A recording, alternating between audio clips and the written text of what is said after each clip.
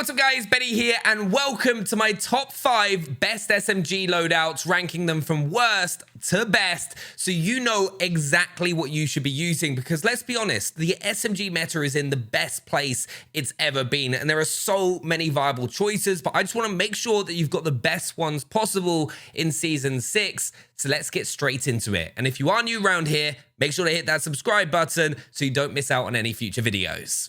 So coming in at 5th place, we have got the AK74u, which for a long time has been the most underrated SMG in Warzone, though it actually has one of the fastest times to kill, up to around 15 to 20 meters, with only a couple of SMGs beating it within the first 8 meters. But from 8 to 15 meters, it's actually the king, which is a range that a lot of SMG fights actually happen. And that's why this thing has gone under the radar for so long, but it's a lot less forgiving because of its slower fire rate of 696 rounds per minute. So if you miss a couple of shots, it can really impact that time to kill. Its damage profile was 49 to the head, 43 to the neck, 34 to the chest, and then 31 everywhere else. So it's very high for an SMG, and that high neck damage is also very important because most SMGs in the game share their neck damage value with the chest. So it's a lot easier for you to get that high TTK potential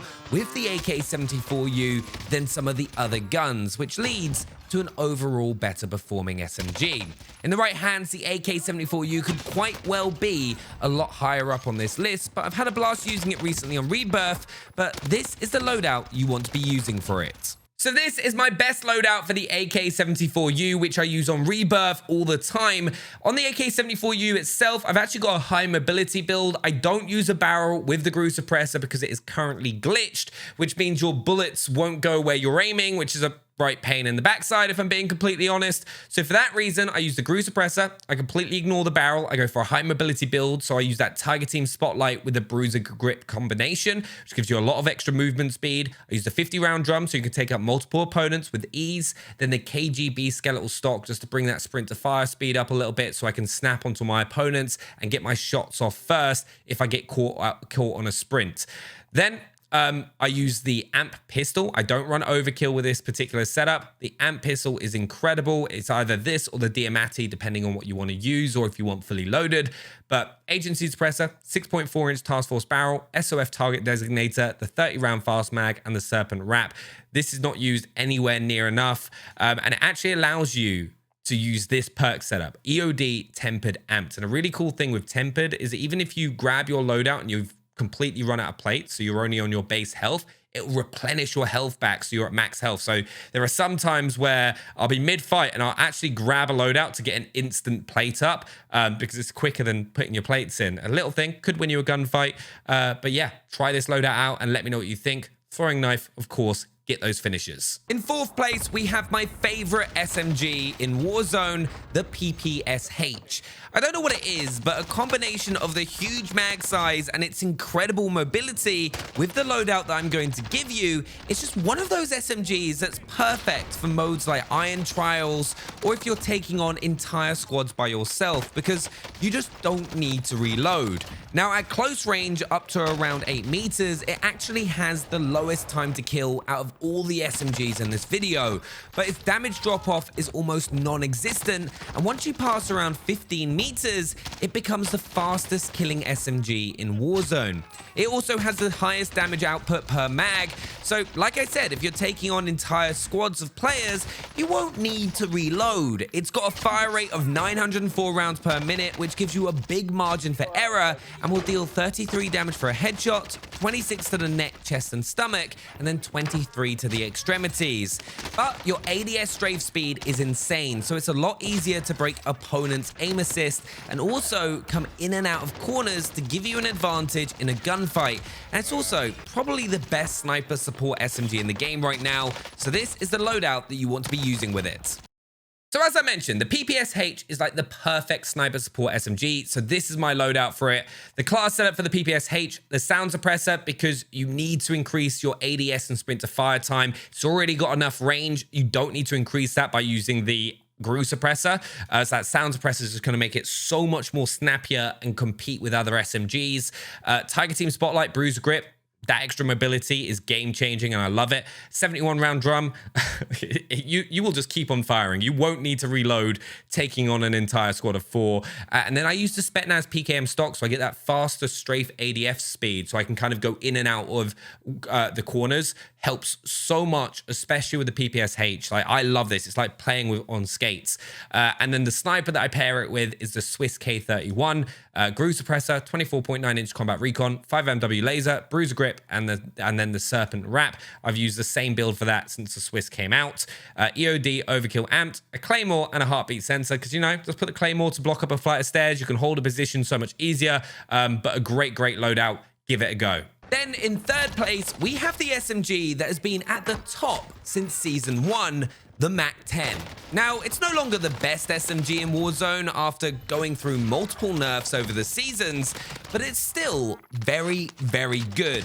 And in my personal opinion, probably the most user-friendly because of its highest-in-class fire rate, which means that missing a couple of shots when you correct your aim isn't as big of a deal compared to the AK74u, for example, as those missed shots would drastically drop your TTK potential. Now, the MAC10 has that fire rate of 1,118 rounds per minute, but then deals 28 damage for a headshot, then 22 to the neck, chest, and stomach, and 20 to the extremities.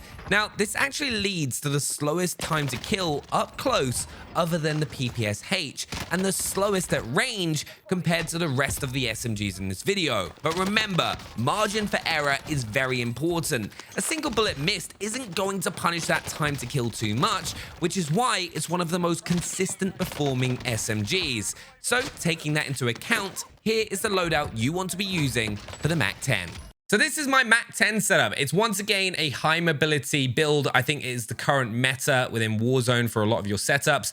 Agency suppressor, Tiger Team Spotlight, Bruiser Grip, 53 round drum, and then the SAS combat stock for that extra strafe speed. The barrels aren't as important anymore just because the extra range that you gain from like having this is barely noticeable, and you don't need the increased bullet velocity with an SMG. It just doesn't really make a difference because they're like 10 meters in front of you. So this setup is incredible, and I like to pair it with the XM4, which is an incredible assault rifle in Season 6. One of the best at long range alongside like the AK47 and the EM2. Agency suppressor, 13.5-inch task force, axial arms 3 times, field agent grip, and then the 45-round mag to finish it up. And then EOD overkill amped. I'd probably throw a C4 on here, and then the heartbeat sensor is pretty staple. Next, in second place, we have the OTS-9.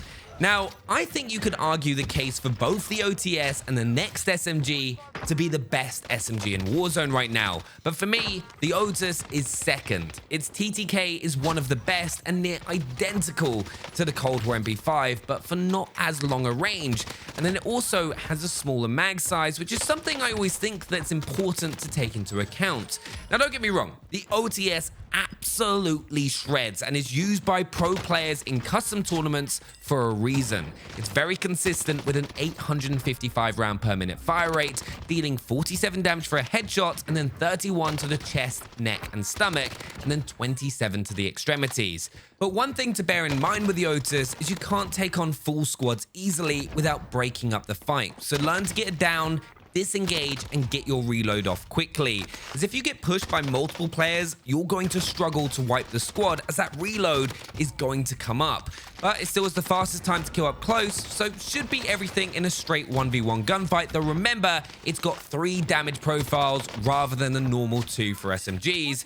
But this is a loadout that I'd advise you use with it. So this is my best loadout for the Otis. On the Otis itself, I used the GRU suppressor paired with the 8.1-inch task force barrel. I don't really go for a high mobility build with this. This is all about getting the fastest time to kill possible. So effective damage range, very important because you've got 3 damage profiles.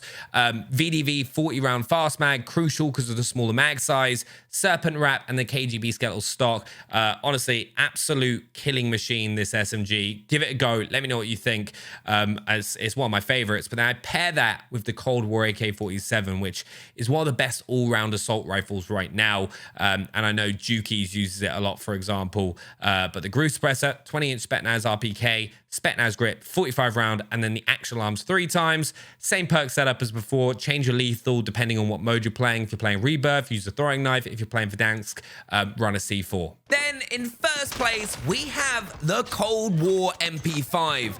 This SMG has sort of seen a resurgence this season because it absolutely shreds. It almost has near identical stats to the Otis, with a fire rate of 854 rounds per minute, which is just 1 slower than that OTS, but it holds its damage profile for a longer range. It's also got a bigger mag size, so you can take down multiple enemies, though one thing I would definitely suggest when using the Cold War MP5 is make sure to use a blueprint that gives you the half moon sight, as for me personally, the default sight is horrible and is what has made the Cold War MP5 not as popular by the majority of the community this year, because it's always had this TTK potential, but it's just been overlooked because its iron sight is quite frankly horrific. But the half moon sight is definitely better. It deals 44 damage for a headshot, 31 to the neck, chest and stomach, and then 27 to the extremities. Like I said, identical to the OTS, but slightly less headshot damage, which doesn't actually make a difference to the bullets needed to kill an opponent.